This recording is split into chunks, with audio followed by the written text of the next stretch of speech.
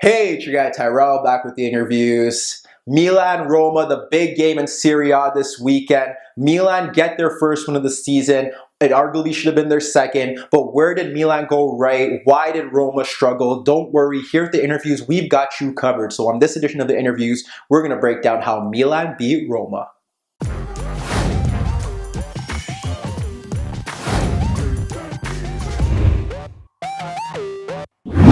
So Milan-Roma, the big game in Serie A this weekend. Milan win it at the death. In today's video, we're going to break down why Milan did so well in the first half despite Roma's pressing and who was their key player in that first half, why Roma struggled, and how everything unraveled in the second half. When we do break it down, we have Roma in a 3-4-1-2. We have Schick and Dzeko up front ahead of Pastore, Karsdorp and Kolarov as wing backs with Derossi and Nzonzi in midfield, and at the back we have Manolas, we have Fazio, and we have Marcano. We think about Roma, what are they trying to do here against Milan? Obviously get service into Dzeko and Schick who want to break into the channels, Dzeko dropping off, but they have to get the ball to Pastore because without him they really lack creative options. And Nzonzi and Derossi are going to sit deeper, they're going to protect the back three. The back three are going to need to push forward with the ball when they do get the opportunity and try to play passes into Dzeko, spinning him behind, and Schick pulling into the channels. And then you have the wide players. You want Kolarov to get forward and get crosses into the box, but we know Milan are organized and Gattuso will have them well drilled, but that was how Roma wanted to approach the game. Then we get to Milan making one change from their loss to Napoli, that one change being Calhanoglu playing off the left-hand side, but they stick with the 4-3-3. Higuain up front, Suso on the right, in midfield. They go with Kessie, they go with Bonaventura ahead of Biglia, and at the back, Musacchio, Romagnoli, and then out in the fullback areas, Calabria and Rodriguez. They obviously want service into Higuain. They know he's going to drop off, but they need more from the wide players. Calhanoglu is more of a direct player that offers guile and creativity. Suso needs to be more direct when he cuts in because the Milan midfield, for all of the organization that they have in those central areas, not enough creativity. Kessie and Bonaventura could break forward. Calabria and Rodriguez do offer a threat in the fullback position, but besides that, Milan lack options in the final third that could be decisive, and they were hoping they could get it from the wide player out left or they could get it from Higuain. So first things first, let's start with Roma. They had a lot of problems in the first half. They really only created one chance from open play. When we do break that down, it all stems with what Milan did without the ball that really negated their threat. When we look at it, Milan drop off in a 4-5-1. When they do sit off, what happens here is that they have the wider players tuck in when the ball is switched over to the flank. So if the ball is switched over to Kolarov, you'd have Suso drop off with Calabria to ensure that's a 1v2. If the ball is switched over to the next side, you have Calhanoglu dropping off to help Rodriguez. And that was really the key here because there were times where Rodriguez would be sucked in to the wing back, and then you would have Calhanoglu have to drop off into that channel to stop Schick or Dzeko from dropping into that space, and he did it very well. Most attacking players wouldn't be able to do that, but he did recover those runs and recover the balls by dispossessing them on two separate occasions. But when you look at it as a whole, Roma really struggled here based on the fact that these three players need supply, they need the ball, and they were unable to get it. Milan dropped off into that 4-5-1. They were extremely narrow. The wider players tucked in. It was very compact. Biglia was sticking onto Pastore to ensure that he couldn't get the ball in dangerous places. And when he did find some pockets of space, he wasn't decisive when he was on the ball. And then when you had Derossi and Nzonzi sitting a bit deeper to spread play, you had Kessie and you had Bonaventura sticking to them. So it was a 3v3 in midfield. They often switch balls out into wide areas, and that is when Milan would switch over and ensure that there was cover in those spaces. When you look at the center backs, Higuain did drop off, so you have three center backs on the ball, but they don't know where to play it into. They could obviously play it over the top for Dzeko, but that didn't happen too often. Like I said, Schick was driving into the half spaces, into the channels, not getting onto the ball. So you have Marcano pushing forward, you have Fazio and Manola pushing forward, but they're not really supplying their key players in the key areas to make an impact on the game. When you think about Milan pressing from the front, it was very simple as well. They press, you have Higuain go to one center back, the wider players push out to the wider center backs, and then what would happen here is that the fullbacks would push out to the wingbacks, and you have the midfielders sticking on the midfielders, and there's 3v3 at the back. Roma struggled to play out the back. Milan wouldn't let them, and when Milan sat off, Roma couldn't break them down. You think about Roma's best chance in that first half, it stemmed from a Donnarumma era where he clipped the ball into midfield when Milan tried to play out the back. It fell to Fazio, who ended up finding Pastore in a pocket of space, dropped it off to Dzeko. Kolarov ended up making an overlapping run. He slid him in. The cutback falls to Schick, but he nods his effort on goal. So when you look at Milan as a whole, again, like last season, very organized under Gattuso. They pressed well and stopped Roma from playing out the back. When they dropped off, Roma couldn't find their key player between the lines, and a lot of it was systematic just because of the fact that they didn't have enough attacking players in that zone to push Milan out of position. It was simply man v man, and their two players that were deeper can't really penetrate from those deep positions if the Milan midfield is compact and organized and the defense steps up to compact the space in between the lines, and they did that here, and that's why Roma really did struggle to create chances in the first half. So now let's get to what Milan did well. Obviously, we know Roma were trying to press them from the front based on the fact that they struggled to play out the back against Napoli. When Roma did do that, Roma pressed. They had the strikers step up to the center backs. They had Pastore following Biglia. And what happened here is that the wingbacks pushed. The wingbacks were supposed to push back to the fullbacks, but what happened was that they dropped off deeper because they want to keep tight on Suso and Calhanoglu. And when you look at midfield, the midfield battle was obviously tight. You had the shuttlers sticking on the shuttlers, which means that you had De Rossi and you had Nzonzi pushing onto Bonaventura and pushing on to Kessie. But when you look at it as a whole, there's obviously space in one area, and that's wide for Calabria and Rodriguez, who ended up being essential and very decisive to what Milan ended up doing. What happened here on the left-hand side was we often had Schick drop in, and that was key because he tried to stop Rodriguez on occasions, but Dzeko isn't the type of player to track back. That's not his role, so he didn't really track back here, and Calabria on several occasions was able to push forward to deliver crosses, to combine with his teammates, and he was essential there. Often you'd have De Rossi shift over, or if Nzonzi was on that side, he would shift over to kind of close down the space, but there was really nothing going there, and that was a big problem. You can think about one time when he stepped forward and delivered a cross into the box that ended up missing Higuain and falling to Bonaventura, but what happened was that he was ruled for a handball, and that was a big problem because it could have led to a goal scoring opportunity. However, Roma were off the hook there. But when you think about that as a whole, obviously they're trying to push those players forward and get into the wide areas, try to create overloads. You think about one time when Schick ended up dropping back earlier on in the first half to try and get something going there, and Calhanoglu was able to get past him, and that right there was a warning sign. He ended up playing the 1-2 with Higuain and then tried to break forward, but he was blocked off by Fazio, and that was the sign of one of the two key players in the first half. Higuain not really decisive in the final third, but he often helped Milan push forward up the pitch because although the central areas were clogged up, Higuain would drop off to be an outlet.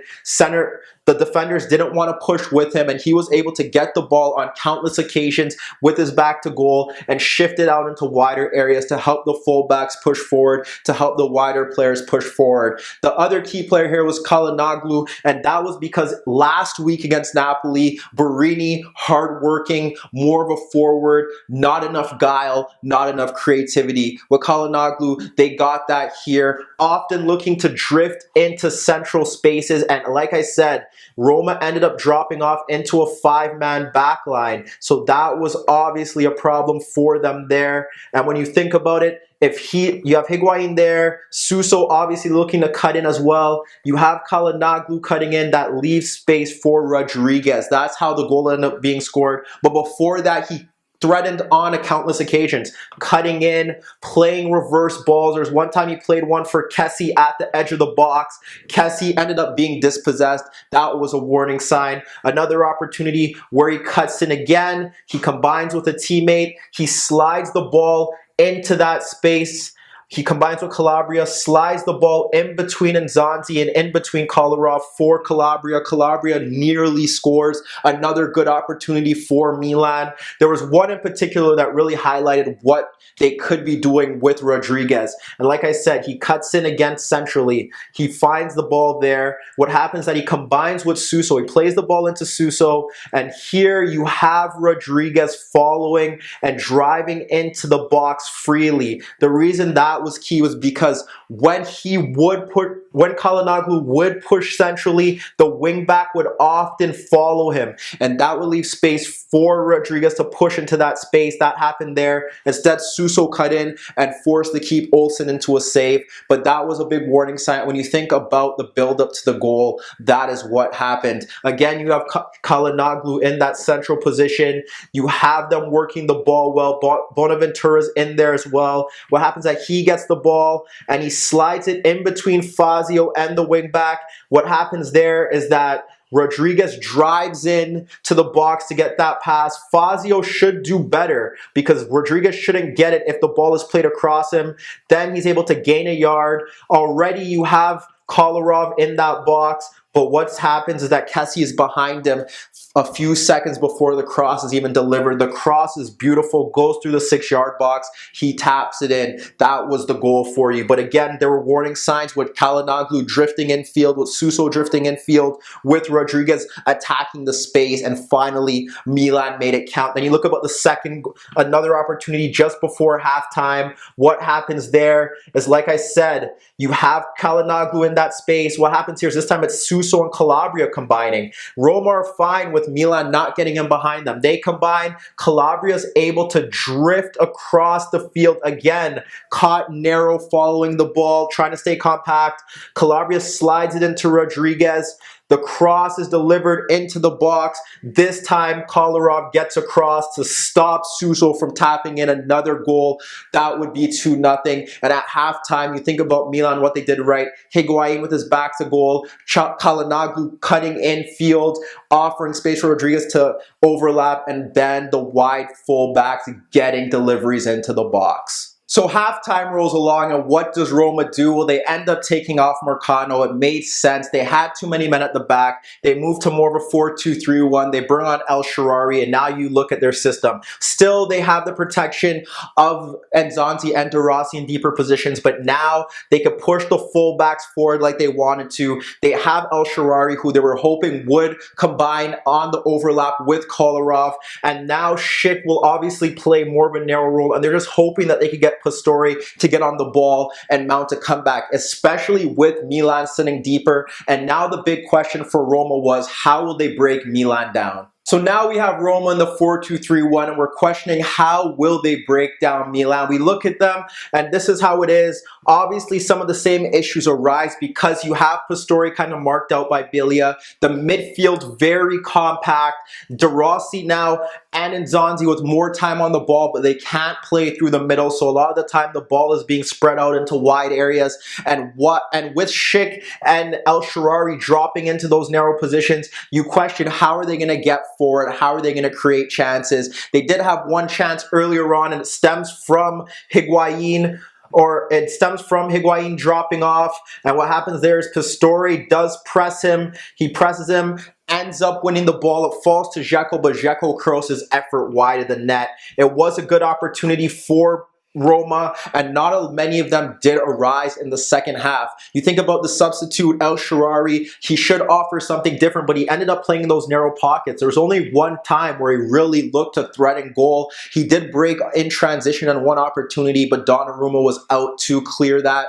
And the other opportunity is De Rossi playing a lovely reverse ball into that pocket of space for him. He cuts in on Biglia, but he fires his shot over the net. Schick offered another proposition, and that was him driving in, continuously driving into that half space, trying to create chances, trying to play the pullback into his teammates. There was one time where he did make that darting run, ended up getting the ball. What happens there is he pulls it back for Nzonzi. Nzonzi ends up switching the play behind Suso for Kolarov. Kolarov delivers a great ball into the front post, but it's cleared. Great opportunity for them. You think about later on in the game, what happens is that they end up playing that ball in between Romagnoli and Laxalt, who did come on as a substitute. He drops off, plays into that space, gets the ball, pulls it back for Dzeko, but Dzeko doesn't control it well. And that was a great opportunity for Eden to get a goal and win the game, but that didn't happen. Roma's chances didn't really come about,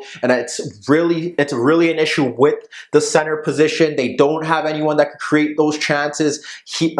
Pastore didn't do it. He got substituted for Cristante. That didn't work out. They ended up bringing on Santon. That didn't work out from on the right side. And you think about their final chance again. It's Laxalt getting tight to Schick. She plays the ball into Schick. Schick's able to bypass the ball into Cristante. He plays it across goal. Somehow Calabria makes a meal of it. It doesn't fall to him. It falls to Dzeko. Dzeko fires his shot, drags it wide of the net. And that was basically Roma in a nutshell. Just not creating enough chances, not being able to pounce on Schick, making those darting runs into the half spaces. El Shaarawy not offering much of an impact, but systematically it just gave them another attacker. It forced Milan a bit deeper, and they were able to get the goal through Fazio. It was again another Donnarumma mistake from a set piece. And then you think about Milan. Obviously, you look at Roma playing a bit more of a higher line. We saw Higuain in the earlier stages making darting runs in behind. Ruled offside on both occasions. One led to a goal, actually. They went to VAR, didn't work out. It's Bonaventura not being pressed, slides the ball in behind him. But Milan also struggled to really create chances. Ball switched out to Calhanoglu.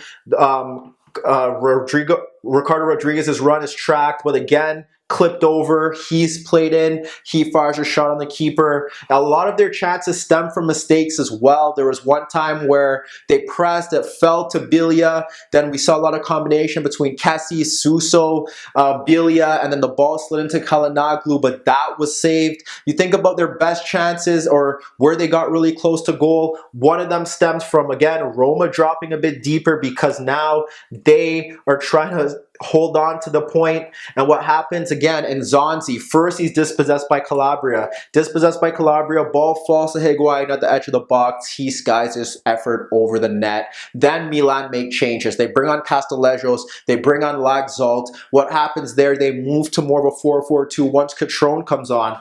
A lot of direct running down that left-hand side. Nearly led to some chances. Catrone comes on. So now you have Higuain who could drop deep. Catrone who could drop deep. And the winner, it is a combination between the two strikers, and Gattuso deserves credit for being a bit ambitious, looking for the win at home, specifically after the result last week at Napoli where they arguably should have won as well.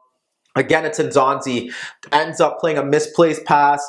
Calabria gets onto it, plays it into Higuain. Higuain with a lovely reverse ball. You have De Rossi dropping in a bit deeper, and he kind of keeps Catrone onside, but the reverse ball slides between both. Catrone finishes it. But when you look at the game as a whole, Milan started very well, pressed well from the front, sat deeper, were organized to ensure that Schick and Dzeko couldn't get the ball in the channel. You think about Calhanoglu driving in centrally, offering that guile that Milan lacked last week. Then they have Rodriguez Rodriguez and Calabria having the space to get forward. Rodriguez was a threat. The second half comes, Roma make the change, move to a 4-2-3-1. It does lead to some additional pressure. They get the goal. Again, a bit scrappy, a lot of mistakes, not enough quality in the second half. But Milan and Gattuso, he makes the changes. They move to a 4-4-2, add on another striker, and they get rewarded. But let me know what you guys think. Is Milan the real deal under Gattuso? What about Roma? Will they live up to expectation this season? And can Javier Pastore have an impact in this side? Meet me in the comments below. Don't forget I upload videos every day, and don't forget to subscribe to my channel. And that was your daily dose of the interviews.